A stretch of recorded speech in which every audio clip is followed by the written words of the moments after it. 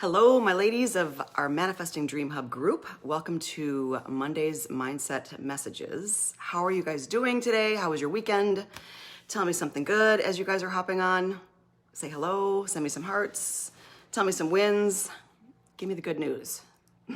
I can't believe these weeks are flying by. I can't believe it. So today we're going to talk about desires, because that's what manifesting is all about.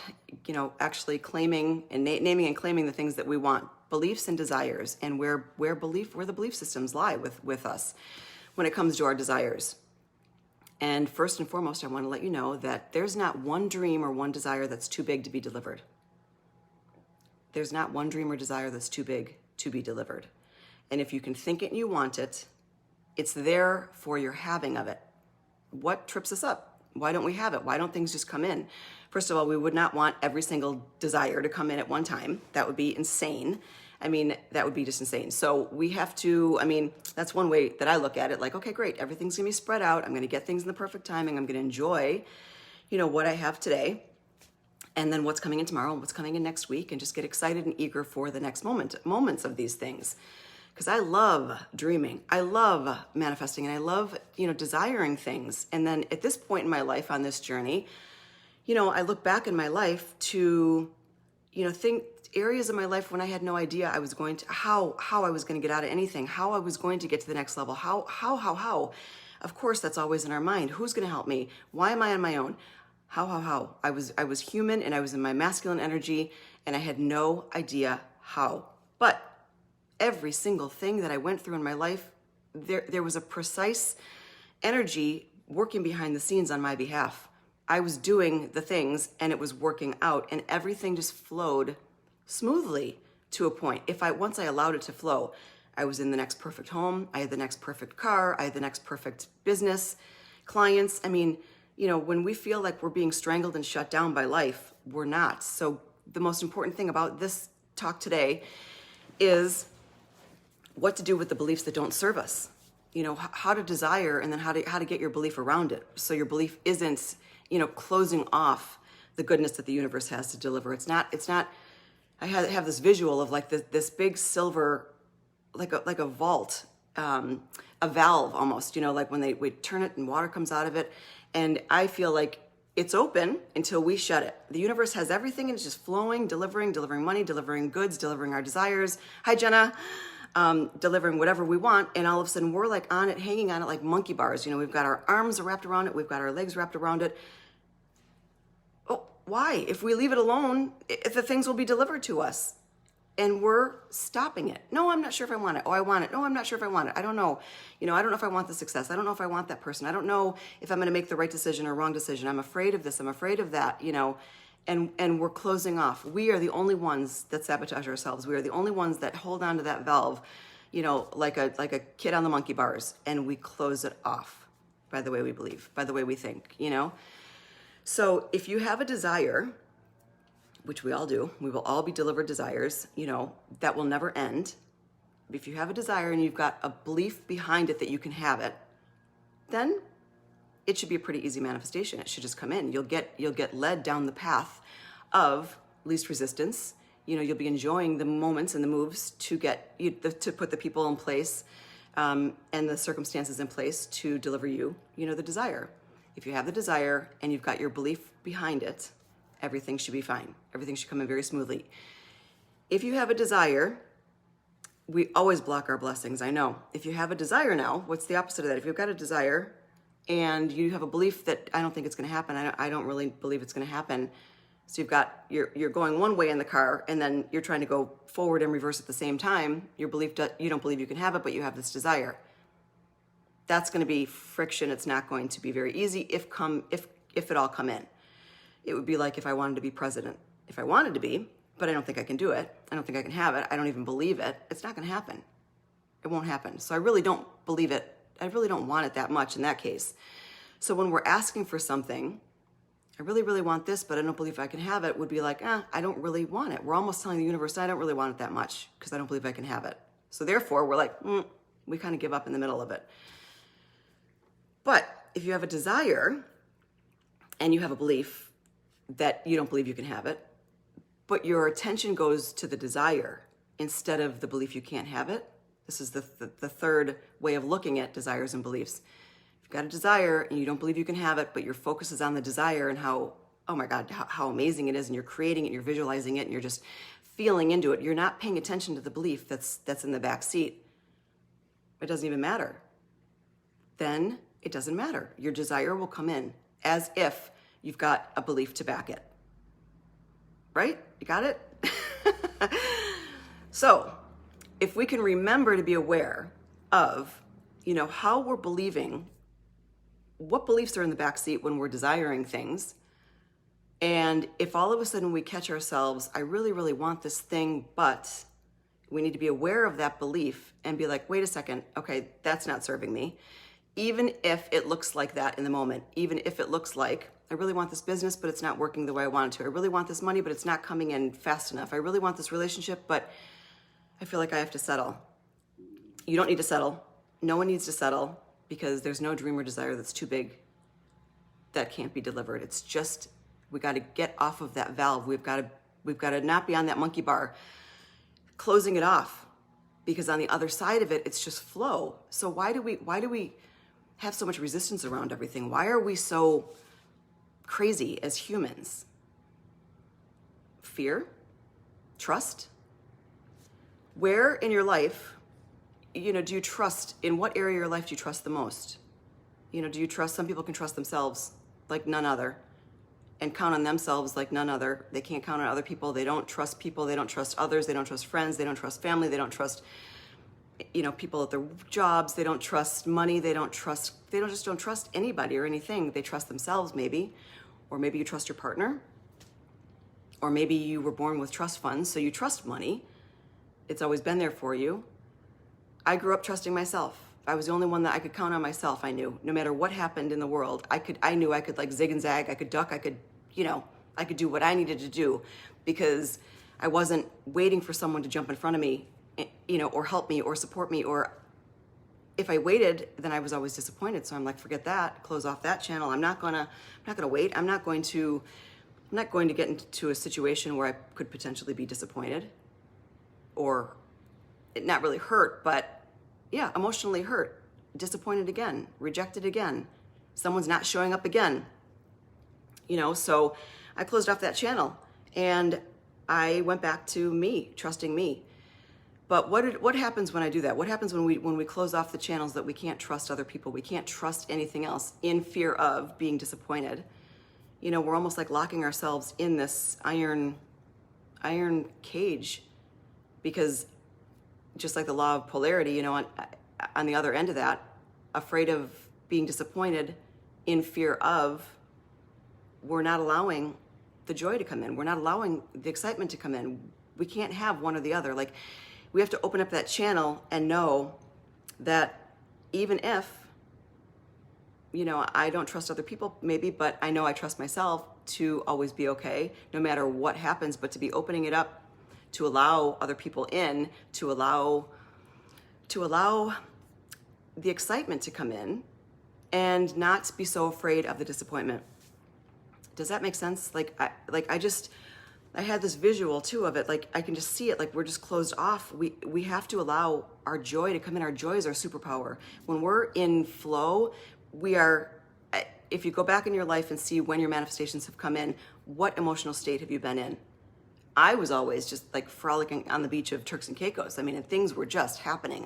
It was talk about being magnetic.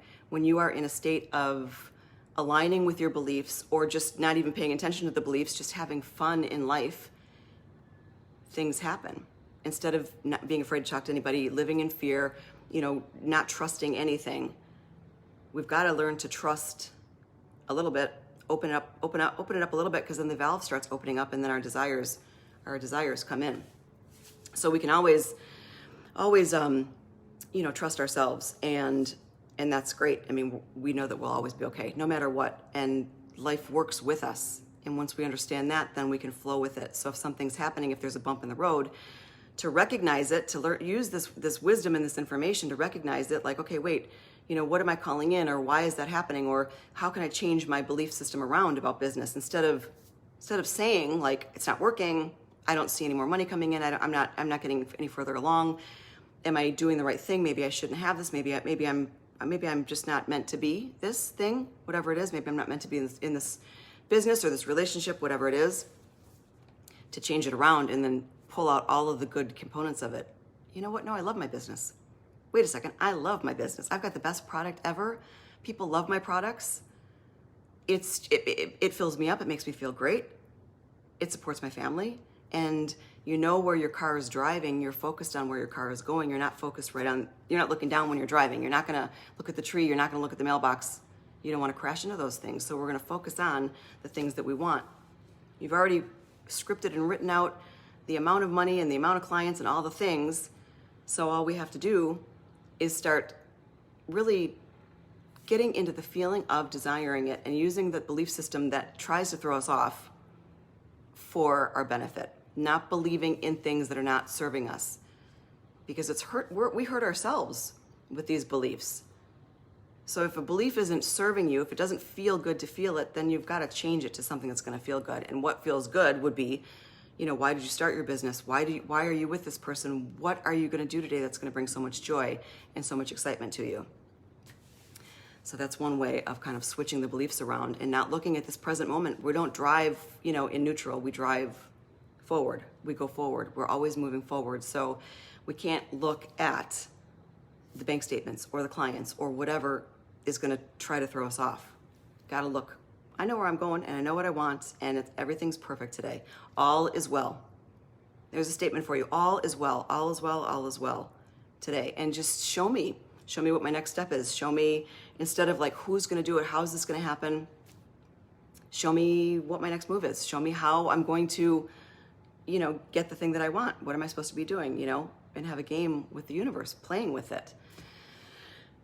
I find myself in masculine energy a lot, and I grew up in masculine energy. The past, I've gotten better about it, but we are in masculine energy when we want to control things. When we're asking how is it going to happen? Who's going to help me? I have no idea how, how is the big question. Because the how, this is the most fabulous part about this, is because I think the how is the hardest part, because we don't know how. We're calling in crazy things sometimes for fun, sometimes just because we want them, because we feel like that's going to add to our life of fulfillment. Thank God we don't have to know the how. Thank God I don't have to do the how or know the how, and to release that part of it and lean back into the feminine energy. That's your trusting energy. So when you start trusting life, other people, knowing for sure that you'll always be okay, knowing for sure that you can trust yourself, because we can always count on ourselves. We've been through, what have we all been through? A lot of stuff, and always gotten to the other side of it. Always gotten to the other side of it, and gotten better and better and better with who we are. So life is a dance between the masculine and the feminine. The doing when you're supposed to do, but it's supposed to be enjoyable when you're doing it. If you're doing something that you're not enjoying, something's wrong. You're pushing, you're forcing. And just to get off the valve and allow the universe to deliver what it's supposed to be delivering. If it's not aligned, it won't work. And if you're doing something that's not in alignment with your desires or your beliefs, it's not going to feel good. So always to check in, that's your guidance system, to check in. How am I feeling? Why does this feel? Does it feel great? Does it feel bad? Does it feel aligned or not? How can I get into that alignment that it's going to match up with my desire? Asking questions, ask the universe questions, ask your higher self questions, and know that your higher self always has you on the path. That always has you on the path, the universal energy. We're the ones that close the valve. And we have to stop doing that. we have to get off the valve. We've healed so many things and overcome so many things as women. And, we heal ourselves every time we can allow ourselves to take care of ourselves no matter what happens on the outside. And not that it's going to, but we'll probably be disappointed, but if we don't let it trigger us or really take us down, we keep getting stronger, and that's how we heal. That's truly how we heal. Not staying in that jail cell that's not allowing any emotions, any feelings, or to be numbed by things, numbing yourself so you don't feel the emotions, because you're not being able to feel the joy and excitement and bliss that life has to offer as well, if we're strangling the fear of disappointment. That's life, I guess, but we can definitely play it the way that we want it to feel for us. If you desire it, it's meant to be. So just remember that. And you can have anything that you want. It's just a matter of getting your beliefs around it. So remember that when my grandparents told me this, a watch pot never boils. So when we're watching something in our life, then we're wondering why it's not happening. It's because we're watching it. We're putting way too much attention on the thing that is not working for us. So if we go after a desire and say, oh my gosh, I really, really, really, really want that. The desire is like, okay, cool. Like, I want to come to you.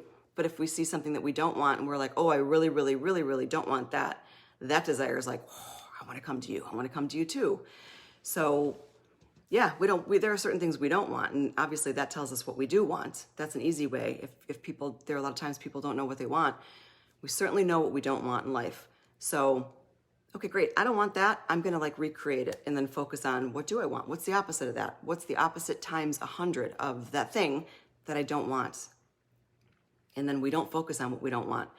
And that's where many people get caught up, me too, obviously, and a lot more in the past, of what's happening in this current moment right now. If it's not what we want, we focus on what is, and that's not the place to be. We cannot focus on what is if it's not giving us what we want. Oh, that's a mouthful. Oh gosh. So replacing the belief with the new beliefs that serve us. This is what I wanted to tell you too. So if you have a desire, back to the beginning of this thing, if you have a desire that you don't have a belief behind, how it can actually come in. And when I was younger, I think I was 10 when I first said this, I wanted a twin. I wanted a twin sister. I wanted a twin sister really, really bad. And I just did. I wanted it. But of course I knew I couldn't have it because I was already born. I was already 10 years old. My mom had another baby, whatever. So I have a sister that's 10 years younger than me. Now the beliefs around me wanting a twin really were null and void because of the fact of I didn't even give it much attention or energy of stressing on the belief that I couldn't have a twin, because it didn't even really matter because I knew I couldn't have a twin, but I wanted it. So my desire for a twin was greater than my attention for wanting a twin. How cool would that be? Wow, really, to look like someone or to have a best friend or to whatever I was thinking when I was 10. So when I was in my mid-30s, and my sister and I looked so different. She looked Italian, I looked Irish. She had this long, black silky hair, and I had red curly hair that looked like was about as coarse as a horse's tail. Freckles, blue eyes, she had brown eyes. And, we looked completely different. And when I was 35, all of a sudden our looks started morphing into each other. My dad, her driver's license was on the counter. My dad gave it to me, and people were confusing us all the time. And when we would go on vacation or whatever together, people would ask us so many times if we were twins. My kids would go to her at Christmas time thinking that it was me. And I'm like, this is so bizarre that I would even look at myself and I would see myself in her. So I didn't get an actual twin. However, I got the experience of the twin for a moment. Isn't that weird? So I didn't get the exact thing. It didn't come in the exact form. However, I got the feeling of what I thought it would feel like to have a twin, to look like someone, to be commented on, like that. So I don't know. I thought that's how things go. So the thing that we want doesn't have to come in the exact way that we think it's going to come in. It just will give us the feeling of it, and we will not be disappointed. We will not be disappointed. So don't ever, ever, ever, ever, ever stop dreaming. Don't ever, ever, ever let your desire go.